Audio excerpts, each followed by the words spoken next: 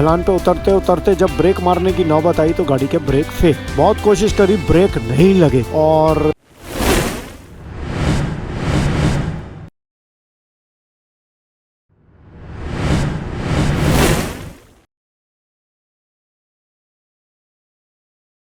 सबको आज की राम राम, सत श्री अकाल, अस्सलाम वालेकुम और नमस्कार। आज हो गई 12 अक्टूबर और मैं हूँ अपनी कंट्री नंबर 7 स्लोवेनिया में। और आपको पता ही है कि मैं हूँ एक इंटरनेशनल राइड पर 24 कंट्रीज़ की। कल हम रात को पहुँचे थे स्लोवेनिया की कैपिटल ल्यूब्लियाना में। कल रात को थोड़ा सा ल्यूब्लियाना दिखाने की कोशिश करी और कैपिटल सिटी होने के बावजूद बहुत बड़ी नहीं है ये सिटी, बहुत छोटी सिटी है और ऑफ सीज़न का ऑनसेट हो गया है तो टूरिस्ट भी बहुत कम है।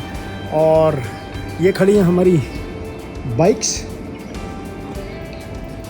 रेडी हैं, बिल्कुल लोड कर दी हैं और अंकित भी बस लोड करने वाला है। और फिर हम आज जाएंगे स्लोवेनिया की दूसरी सिटी बोवेक। वो एक छोटा सा हिल स्टेशन है स्लोवेनिया का और हम रास्ते में एक लेक देखेंगे, लेक ब्लेड, और उसके बाद रिसिक पास होते हुए पहुंचेंगे बोवेक सिटी। बोवेक एक छोटा सा हिल स्टेशन है। स्लोवेनिया अब पिछली कंट्रीज़ के मुकाबले महंगी हो गई है। अब जैसे जैसे हम आगे जाएंगे बड़ी कंट्रीज़ में, वो कंट्रीज़ महंगी होती चली जाएंगी। भीड़ बहुत कम हो गई है क्योंकि सर्दियां शुरू हो गई हैं। आज सुबह करीब 8 बजे यहाँ बिल्कुल कोहरा था और ठंड काफ़ी थी। इस समय तो तेज़ धूप निकल आई है तो कोई दिक्कत नहीं है, लेकिन सुबह काफ़ी ठंड का एहसास हो रहा था। और अभी तक का सफ़र हमारा बहुत ही शानदार जा रहा है। बाइक्स बिल्कुल बढ़िया परफॉर्म कर रही हैं। रात को हमने हॉस्टल तिवोली में रूम लिया था एक अपना पर्सनल, और आपको मैंने कल टूर दिया था, अभी भी दिखा दूंगा मैं अपना रूम। और ऐसा कुछ आज सुबह 11:15 हो रहे हैं और यहाँ की सड़कें ऐसी लग रही हैं ये कैपिटल सिटी है, तो बहुत ट्रैफिक नहीं है कैपिटल सिटी होने के बावजूद। चलो अब चलते हैं, आज का सफ़र शुरू करते हैं और अपनी 8वीं कंट्री की तरफ कदम बढ़ाते हैं धीरे धीरे। आज करीब 27 दिन हो गए हैं हमको निकले हुए और मोटरसाइकिल पर, और करीब 6000 किलोमीटर पूरे होने वाले हैं हमारे। तो हमारा हॉस्टल है तिवोली और ये उसका रिसेप्शन, और यहाँ एक कॉमन किचन है। यहाँ मल्टी लेयर बंक बेड्स लगे हुए हैं, लेकिन हमने अपना एक पर्सनल कमरा लिया था यहाँ पर, जो कि है ये। वॉशरूम कॉमन था, अटैच नहीं था। He is the one handling this hostel. Anyone from India has come here to this hostel? You can see over there on the map. Okay, तो वो कह रहे हैं कि इंडिया से आए हैं। देखते हैं इस मैप पे, तो हमने भी अपना नाम लिख दिया है यहाँ, हम भी आए थे स्लोवेनिया की कैपिटल सिटी ल्यूब्लियाना में। Thank you, it's a nice place to stay, Thank you. but though a little expensive. I've been to many countries of Europe, but seeing all the other countries, this hostel is quite expensive, and rather Slovenia is expensive. Slovenia is expensive. तो नया दिन शुरू और नया सफ़र भी शुरू, और शुरू करते हैं सफ़र को लेकर प्रभु का नाम। कृपा करना प्रभु, सुख शांति बनाए रखना, विश्व में शांति बनाए रखना। आज का हमारा पहला ब्रेक होगा 53 किलोमीटर 53 किलोमीटर्स के बाद, जो कि है लेक ब्लेड। देखते हैं ये लेक ब्लेड हमारे को क्या नज़ारे दिखाती है। बहुत खूबसूरत होनी चाहिए मेरे हिसाब से। तो ल्यूब्लियाना स्लोवेनिया की कैपिटल सिटी है, मगर इस सिटी में आर्किटेक्चर पॉइंट ऑफ व्यू से या वैसे मुझको कुछ खास दिखा नहीं है। कल काफ़ी समय बिताया, लेकिन आप देखें अगर बहुत ज़्यादा कुछ आपको महसूस हो नहीं रहा होगा। ऐसा लग रहा है कि ये नए ही सिटी बसी हुई है, कोई 100-200 साल पहले बसी होगी। पुराना ऐतिहासिक कोई स्ट्रक्चर या ओल्ड टाउन या कुछ ऐसा दिखाई दिया नहीं। बस कल ज़रूर जो एक सेंट्रल स्क्वायर था उसके आसपास कुछ पुराने चर्चेस दिखे। स्लोवेनिया में यस, ट्रैकिंग और साइट सीइंग के लिए दूर दूर ज़रूर पॉइंट है। पर्टिकुलर स्लोवेनिया में देयर इज़, जो मेरे हिसाब से है, there is nothing much to see. आप एज अ टूरिस्ट मैं कहूँगा कि 1 to 2 days are more than enough. और ऐसा स्लोवेनियन जो बाइकर्स हैं उनका भी यही कहना है। हाँ, अगर आपको कुछ ट्रेल्स या आपको कुछ एक्सप्लोर करना है एडवेंचर, तो आप निकल सकते हैं बाइक लेके, या हाइक करने के लिए, या आप दूर जंगलों में ट्रैकिंग के लिए निकल सकते हैं। वहाँ लेक्स वगैरह और बढ़िया ट्रैक्स हैं। यहाँ पर कल भी मैंने बताया था कि मेजर लोकल ट्रांसपोर्ट इनका बस सर्विस है। यहाँ पर ट्रैम नहीं है और बस भी इलेक्ट्रिक नहीं है, और जनरली बसेस जो हैं डबल वाली हैं, मतलब एक के पीछे एक बस कंपार्टमेंट है। टैक्सीज हैं ही, और साइकिल्स बहुत है यहाँ, लोग साइकिल से बहुत ट्रैवल करते हैं। हाँ, थोड़ा सा जैसे ही नवंबर मिडल के बाद जो है साइकिलिंग मुश्किल हो जाती है, क्योंकि बहुत सर्दी हो जाती है और बर्फ़ भी पड़नी शुरू हो जाएगी, तो तब लोकल ट्रांसपोर्ट ही यूज़ करते हैं ये लोग।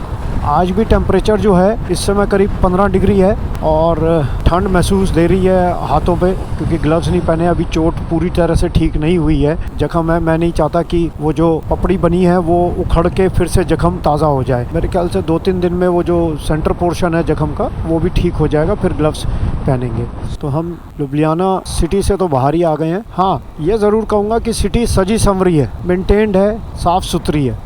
स्लोवेनिया में फ्यूल जो है 1.53 यूरो पर लीटर है, और ये सब जगह सेम ही दिख रहा है मुझको।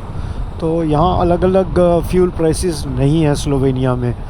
क्रोएशिया और स्लोवेनिया में फ्यूल प्राइस में बहुत ज़्यादा फ़र्क नहीं है। वहाँ पर 1.49 और 1.5 था, यहाँ 1.53 है। हमने शुरू में तो 2.1, 2.2 तक प्राइस दिया है यूरोस का, तो करीब करीब 200 रुपये लीटर पेट्रोल। ईरान में सबसे सस्ता पेट्रोल हमको मिलेगा, वो मिलेगा करीब हमको 7-7.5 रुपये लीटर। तो 7-7.5 रुपये लीटर तो पानी भी नहीं मिलता है भैया। इंडिया में भी नहीं मिलता है पानी। तो इंडिया में भी 1 लीटर पानी की बोतल 20 रुपये की आती है, और पेट्रोल मिलेगा हमको 7.5 या 7.5 रुपये लीटर ईरान में। तो ईरान में जाके कंपनसेट होगा फ्यूल प्राइस, जहां हमने 2.2 यूरोस दिया है। अब ईरान भी अभी तो थोड़ा डर ही लग रहा है, क्योंकि अगर ईरान भी लड़ाई में पार्टिसिपेट कर लेता है तो क्या रहेगा मसला हमारी एंट्री का ईरान में, अभी कुछ नहीं पता।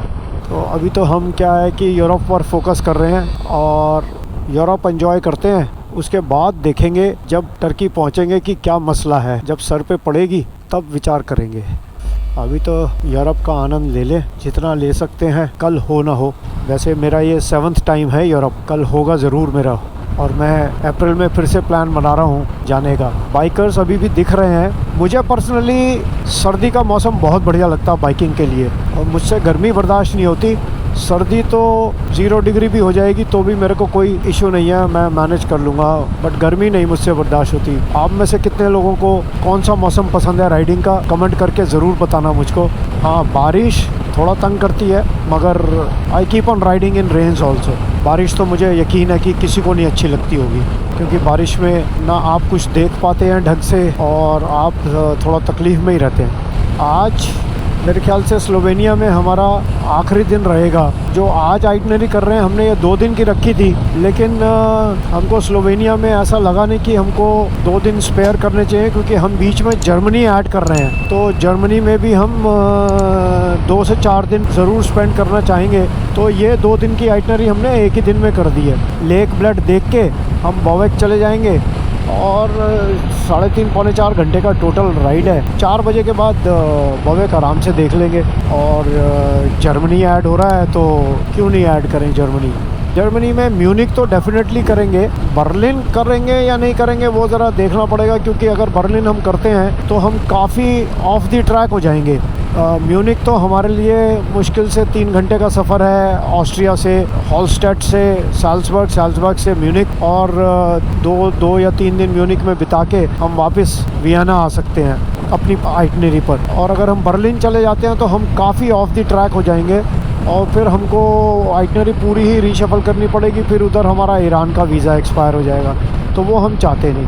मोस्ट प्रॉब्ली म्यूनिक और म्यूनिक के आसपास कुछ करके, या तो लेंचेस्टर करेंगे, और वो करके फिर वापस ऑस्ट्रिया में आ जाएंगे वियना में, और वापस अपनी ओरिजिनल आइटनरी फॉलो कर लेंगे। सोलर पैनल्स लगे हैं लाइन से, इन्होंने फैक्ट्री की रूफ़ को यूज़ करा है सोलर पैनल्स के लिए। बट सर्दियों में तो ये काम करते नहीं होंगे, क्योंकि सर्दियों में तो यहाँ बर्फ़ और धूप आती ही नहीं है यहाँ। सामने पहाड़ दिखने शुरू हो गए हैं और आज का हमारा सफ़र उन्हीं पहाड़ों की तरफ ही है। बोवेक, जैसा मैंने बताया ही था कि एक हिल स्टेशन है, वहीं उधर ही पहाड़ों की तरफ ही हमें जाना है। यहाँ ट्रैफिक जो है ना बहुत ही पेशेंस से चलता है, कोई मारा मार नहीं है, कोई हॉर्न नहीं है, कोई कुछ नहीं है, एक दूसरे को रिस्पेक्ट करते हैं। यहाँ कुछ पुराने मकान देखने को मिले हैं। पॉडरेज टाउन है ये, पॉडरेज। कंट्री साइड रोड से जाने का ये फ़ायदा है, थोड़ी थोड़ी दूर पे कुछ ना कुछ आता ही रहेगा, आप देखते रहोगे कुछ ना। एक्सप्रेस वेज पर तो कोई मज़ा ही नहीं है, बस सड़क पे चलते चले जाओ, चलते चले जाओ। लो जी, कहीं कंस्ट्रक्शन हो रही है तो आ गई है रेड लाइट। तो यहाँ ये सिस्टम है कि कुछ भी हो रहा होता है तो लाइट्स लगा देते हैं ये। इस समय सामने वाला ट्रैफिक जो है उसकी ग्रीन लाइट है तो वो आ रहा है। अभी जब वहाँ से उनकी रेड हो जाएगी तब हमारी ग्रीन होगी, हम तब चलेंगे। अच्छा सिस्टम रखते हैं ये, कोई मैस नहीं, कोई ट्रैफिक जैम्स नहीं। तो गलत टर्न ले लिया था अंकित ने। ये जा रहा नीचे हमारे एक्सप्रेसवे, जिस पर हमको विनियट लेना पड़ता है। हमने नहीं लिया है क्योंकि हमने एक्सप्रेसवे यूज़ ही नहीं करने हैं। कि Indian number plate, Indian made motorcycle, खूबसूरत मौसम, बढ़िया सड़कें, और क्या चाहिए राइडिंग के लिए। बड़ा एक फ़ख्र सा महसूस होता है इंडियन नंबर प्लेट लेके विदेश की सड़कों पर दौड़ाना बाइक को। और यहाँ के सारे बाइकर्स रिस्पेक्ट देते हैं कि इंडिया से आए हैं आप, लॉन्ग वे। क्योंकि विद इन यूरोप तो राइड करना बहुत आसान है। आप शेंगन कंट्रीज़ में हैं तो 26 कंट्रीज़ तो आपकी वीज़ा फ्री हैं। आपके पास शेंगन का कोई भी कंट्री का रेजिडेंट है, आप कहीं भी अंदर बाहर आ जा सकते हैं विदाउट एनी वीज़ाज़। हमारे लिए शेंगन का वीज़ा लेना ज़रूरी होता है, लेकिन मज़ा आ रहा है। मुझे आज भी याद है 1985 दिवाली से एक महीना पहले एक अपॉर्चुनिटी आई मेरे पास इटली जाने की। एजुकेशनल एक्सचेंज प्रोग्राम था इटली के साथ, और मेरे दोस्त ने ऐसे ही अचानक पूछा कि इटली जाओगे। मैंने कहा व्हाई नॉट। एक सेकंड नहीं सोचा मैंने, और उसने कहा ठीक है कल पासपोर्ट लेकर आना। पासपोर्ट तो मेरा रेडी था ही, क्योंकि लाइसेंस और पासपोर्ट जैसे ही मैं 18 साल का हुआ था मैंने बनवा लिया था अपना। और नेक्स्ट डे उसने, मुझे याद है कनॉट प्लेस में विम्पी रेस्टोरेंट हुआ करता था, आजकल तो शायद वो नहीं है। विम्पी में हम मिले, उसने मेरा पासपोर्ट देखा, पासपोर्ट लिया और बोला 2-3 दिन बाद मैं इटालियन एम्बेसी बुलाऊंगा आपको। 2-3 दिन के बाद हम इटालियन एम्बेसी गए, एम्बेसडर के पास बैठे, चाय पी, हमारा वीज़ा लगा इटली का, और नेक्स्ट 15 दिन में एल इटालिया की फ़्लाइट आ गई मेरे पास और मैं गया रोम।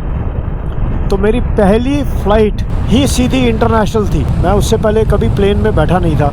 तो 85 दिवाली से एक दिन पहले, छोटी दिवाली वाले दिन मेरी फ़्लाइट थी और मैं गया जी 85 में इटली। मैं वहाँ 3 महीने रहा, खूब घूमा, मोटरसाइकिल, स्कूटर, गाड़ी चलाई। गाड़ी मुझे याद है अल्फ़ा रोमियो थी, मैंने रेंट पे ली थी। और Alfa Romeo that was such a beautiful car, इतनी बड़ी गाड़ी थी वो। और वो लेके हम रुके हुए थे उर्बिनो टाउन इटली में, और वहाँ से मैं लेके उसको रोम, बोलोनिया, वेनिस और मिलान ये सब घूम कर आया। और मुझे याद है मेरी बेवकूफ़ी कि जब हम पहाड़ उतर रहे थे तो हम इंडियंस हैं ना, पेट्रोल बचाने की और ज़रा आराम से, तो मैंने कार को स्विच ऑफ कर दिया और कार आराम से ढलान पे उतर रही थी। लेकिन ढलान उतरते उतरते जब ब्रेक मारने की नौबत आई तो गाड़ी के ब्रेक फेल। बहुत कोशिश करी, ब्रेक नहीं लगे, और शार्प टर्न्स थे, गाड़ी 75-80 पे चल रही थी। तो मेरे दिमाग में आया चलो इंजन ब्रेक्स लगाते हैं, और मैंने इग्निशन ऑन करके जैसे ही गाड़ी स्टार्ट करी मेरे ब्रेक्स फर्स्ट क्लास काम करने लगे। तब मेरे दिमाग में आया कि इस गाड़ी के अंदर हाइड्रोलिक ब्रेक्स थे, जब तक इंजन ऑन नहीं होगा तब तक ब्रेक्स लगेंगे ही नहीं। तो वो एक्सपीरियंस मुझे आज तक याद है। बट क्या टाइम था यार, 85। आप में से बहुत लोग तो पैदा भी नहीं होंगे, मैं शर्तिया कह सकता हूँ। 40 साल होने वाले हैं, 38 साल हो गए। और तब से मैं 3 या 4 बार जा चुका हूँ रोम। 2017 में मैं वो जगह भी गया जहाँ उर्बिनो में 3 महीने रहा, स्कॉलरशिप एक्सचेंज प्रोग्राम में गया था। उन दिनों 85 में मैंने रिन्यूएबल एनर्जी रिसोर्सेज पर स्टडी की थी, लेकिन इंडिया उन दिनों रेडी नहीं था रिन्यूएबल एनर्जी रिसोर्सेज और सोलर एनर्जी पर काम करने के लिए। बहुत एक्सपेंसिव टेक्नोलॉजी थी। मुझे लगता है कि शायद मैं समय से काफ़ी पहले चला तो गया, मैं उसको यूज़ नहीं कर पाया। और वहाँ मैंने कंप्यूटर भी सीखा। लेकिन आजकल तो इंडिया रिन्यूएबल एनर्जी रिसोर्सेज पर, चाहे वो विंड एनर्जी हो चाहे वो सोलर एनर्जी हो, उस पर काफ़ी काम कर रहा है। गवर्नमेंट भी सब्सिडीज़ दे रही है और पुश कर रही है। लेकिन मैं शायद समय से काफ़ी पहले चला गया था। वहाँ मैंने काफ़ी साइट्स, फैक्ट्रीज भी विज़िट करी सोलर पैनल बनाने वाली। लेकिन उस समय के हिसाब से इंडिया में ना तो वैसा सोच था, ना वो इंडिया रेडी था शायद उस पर काम करने के लिए। Harley Davidson welcome bikers. तो यहाँ बाइकर्स काफ़ी आते होंगे। गोल्फ की बॉल बनी हुई है तो इसका मतलब गोल्फ कोर्स है यहाँ पर। River camping ground. तो 1985 से अभी 2017 में मैं लास्ट गया था तो काफ़ी चेंज हो गया रोम और इटली भी। तब बहुत छोटी सड़कें हुआ करती थी, अब तो काफ़ी बड़ी सड़कें हो गई हैं। वो तो खैर पूरे वर्ल्ड में ही तरक्की हो गई है तो सड़कें तो बड़ी होंगी ही होंगी। But what a life it has been. I am so thankful to God. ऊपर वाले का मैं शुक्रिया करते हुए थकता नहीं कि बहुत अच्छी ज़िंदगी दी उसने। जो मैंने सोचा था कि मैं दुनिया घूमूंगा, मैं घूमा और घूम रहा हूँ। और मेरी ये दुआ है ऊपर वाले से कि आप लोगों में से जिसकी जैसी भी इच्छा है वो इच्छा वो पूरी करे ऊपर वाला। बड़ा अच्छा लगता है जब आप कुछ उम्मीद करें कि और कुछ सोचें कि मैं ये करना चाहता हूँ और ऊपर वाला उसमें बिल्कुल आपका हाथ पकड़ के कहे ज़रूर करो और मदद करे और आप कर पाएँ, वो तो बहुत खुशी होती है। तो अभी तो दुनिया बहुत बड़ी है, बहुत देखना बाकी है। अभी तो सिर्फ 47 कंट्रीज़ ही देख पाए हैं। लेट्स सी ये पृथ्वी छोड़ने से पहले कितनी कंट्रीज़ देख पाता हूँ मैं। कोशिश टारगेट तो ये है कि कम से कम 150 कंट्रीज़ तो देख ही ले। अब वो वक्त बताएगा। आप लोगों से बातें करते करते पता ही नहीं चला कि कब सफ़र का पहला पड़ाव आ भी गया। रिवर ब्लड हम पहुंच गए हैं। पहले हमारा प्रोग्राम था यहीं रुकने का, लेकिन अब हम रुक नहीं रहे यहाँ और थोड़ी सी देर घूमेंगे और उसके बाद फिर निकल जाएंगे। अब बिल्कुल हमारे सामने रिवर आने वाली है। छोटी सी टूरिस्ट प्लेस है ये, काफ़ी कैफ़ेज़ हैं और बोटिंग हो रही है। जैसे हमारी डल लेक वगैरह है ऐसे वो देखो ऊपर पहाड़ पे कहाँ मकान बना हुआ है। ऑफ सीज़न है इसलिए लोग बाग कम दिख रहे हैं। सीज़न में आई एम श्योर ये जगह भरी हुई रहती है। मैं फिर कहूँगा जैसे हमारी नैनीताल लेक है वैसा से ही कुछ व्यू आ रहा है। ये देखो हमारी नैनीताल लेक भी ऐसी नहीं है। बोटिंग हो रही है। लेक ब्लड आ गई है। गूगल ने भी कह दिया है भैया रुक जाओ, अब आ गई है लेक ब्लड। तो जगह देखते हैं रोकने की और फिर रोकते हैं। हम बहुत अच्छे हैं, आप तो हिंदी बोलते हैं। I cannot believe that. You speak Hindi? थोड़ा मेरे पीछे जो आप देख रहे हैं वो है लेक ब्लड, स्लोवेनिया में। बहुत ही खूबसूरत लेक है और नज़ारा देखो आप।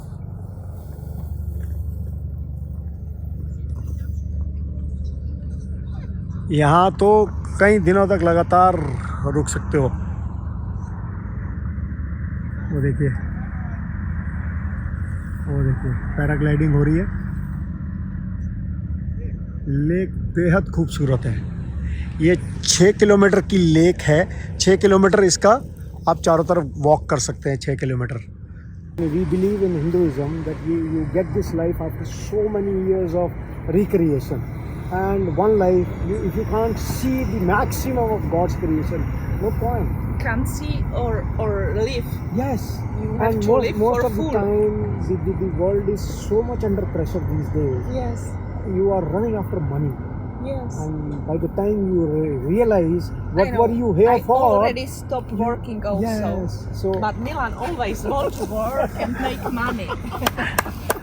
लेक ब्लड हम आए थे 1 घंटा रुकने के लिए और 2.5 घंटा हो चुका है हमको रुके रुके। यहाँ लोग बाग मिलते ही चले जा रहे हैं। कुछ को तो मैंने रिकॉर्ड करा है लेकिन सबको नहीं रिकॉर्ड करा है। और लोग बाग यही हैरान है कि इंडिया से एक ने तो ये तक कहा कि now India is showing the world that they do travel now a lot. और यही हमारा मकसद था कि हम भी ये दिखा सकें कि यस हम भी ट्रैवल करते हैं, इंडियंस भी ट्रैवल करते हैं। तो लो जी लेक ब्लड को भी टाटा बाय बाय हो गई स्लोवेनिया में। अब चल रहे हैं बोविच से पहले हम करेंगे व्रिसा पास। तो चलो जी पहाड़ों का सफ़र करते हैं। एक और पास दिखाते हैं आपको। है तो खूबसूरत जगह। वो देखो ऊपर माउंटेन पे क्लाउड ऐसे है जैसे उसके अंदर से लावा निकल रहा है। अरे वाह, कैसे हाथ से खोद के ऐसा लग रहा है निकाली है ये टनल। देखें गूगल मैप दिखा रहा है सीधा आपको माउंटेन्स के अंदर घुसना है और ऊपर चढ़ के वहाँ कहीं वो पास आएगा। पास करके हम फिर नीचे उतरेंगे बोविच टाउन में, वो भी एक छोटा सा टाउन है विद ब्यूटीफुल ब्लू लेक्स। तो चलो आज वो लेक भी देखते हैं, आज ब्लड लेक देख लिया और वो बोविच टाउन भी देखते हैं। बहुत खूबसूरत है, यहाँ लोकल्स ने भी बताया कि बहुत खूबसूरत है वो।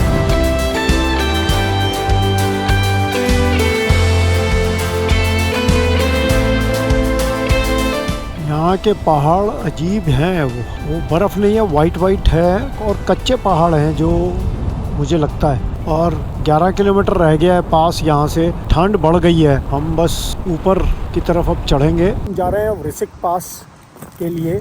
और वृश्चिक पास वैसा पास मत सोचिए जैसा इंडिया में होते हैं पासेस हमारे 5000, 4000, 6000 मीटर की हाइट पर।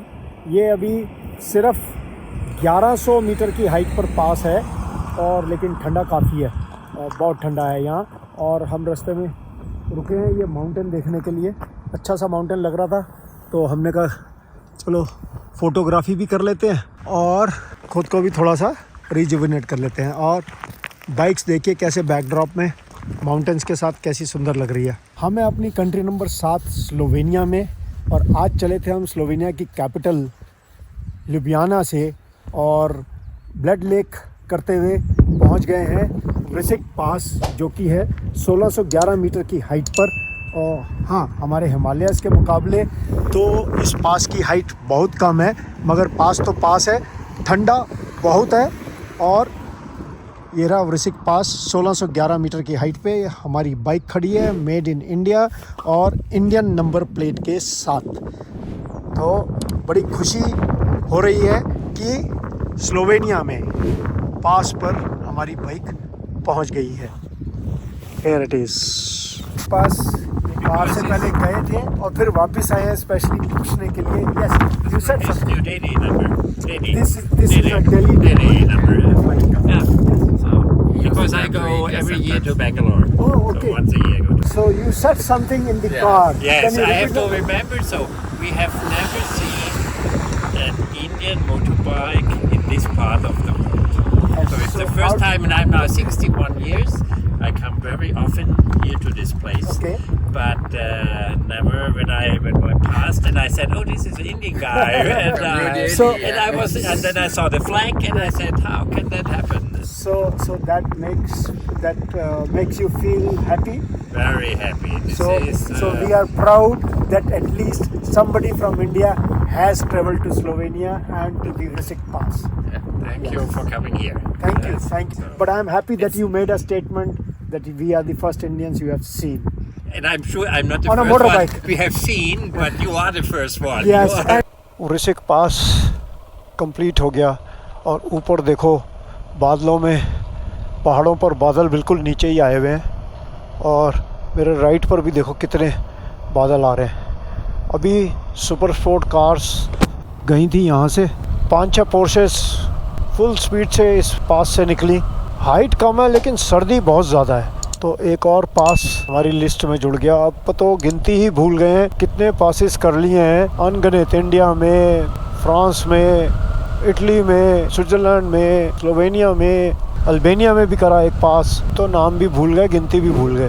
पास कितनी ही मर्जी हाइट का हो, चाहे वो 1100, 1500, 2000, 5000 मीटर का हो, कितनी भी हाइट पर हो, लेकिन पास पर खड़े रहना बहुत मुश्किल होता है। बहुत ठंडी हवा चलती है और चिल्ड, बिल्कुल जो हेलमेट का वाइजर था उसके ऊपर बिल्कुल ओस जम गई थी। हाथ से कस के साफ करने के बाद वो उस पे से हटी। और कल हमको ग्रॉसग्लॉकनर, ऑस्ट्रिया की जो हाईएस्ट माउंटेन है पासेस, वो कर रहे हैं, लेकिन हमने सोचा था कि कल पहले हम जर्मनी जाएंगे और 1-2 दिन बाद हम वो कर लेंगे। लेकिन अभी रास्ते में जो हमको लोकल्स मिले, उन्होंने बताया आप चेक करना कि 2 दिन बाद ना मौसम बहुत ख़राब है, बर्फ़ पड़ सकती है और फिर वो बंद भी हो सकता है पास। तो अगर करना है तो आप कल ही कर लो, क्योंकि सैटरडे और संडे को मौसम ख़राब है। तो आज अभी शाम को जाके चेक करते हैं ग्रॉसग्लॉकनर की पोजीशन क्या है। और उन्होंने ये भी कहा था कि आज ये खुला भी है कि नहीं है, ये भी चेक कर लेना आप, कहीं जाके वापस आना पड़े। तो अभी वापस जब हम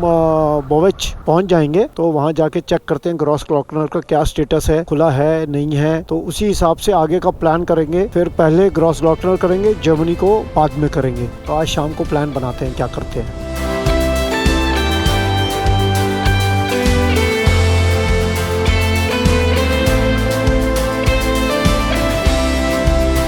पहुंच गए हैं जी बॉविच, और अब वही सिलसिला शुरू होगा रूम, अपार्टमेंट, हॉस्टल क्या मिलेगा वो ढूंढने का। तो एक जगह रूम हमने सेलेक्ट करा है, अब जाके देखते हैं कि क्या पोजीशन है, अवेलेबल है या नहीं है, क्योंकि अंकित के फ़ोन में कह रहा है कि 2 रात कम से कम रहना पड़ेगा, लेकिन मेरे फ़ोन में ऐसा कुछ नहीं कह रहा है। यहाँ तो बंदा ही नहीं दिख रहा है कोई भी, सुनसान जगह है। ऑफ सीज़न हो गई है तो कौन आएगा। कैफ़ेज़ और बार्स में लोग बाग बैठे हैं थोड़े बहुत। जो हमने देखा था thirsty river bar and rooms, उसको हमने फाइनल कर दिया है और एक रूम मिल गया है। Let's see. तो जो पर्सनल रूम है वो बहुत छोटा सा है, इसलिए हम शेयर्ड वाला ले रहे हैं। उसमें ड्राइंग रूम है और एक ही गेस्ट और है।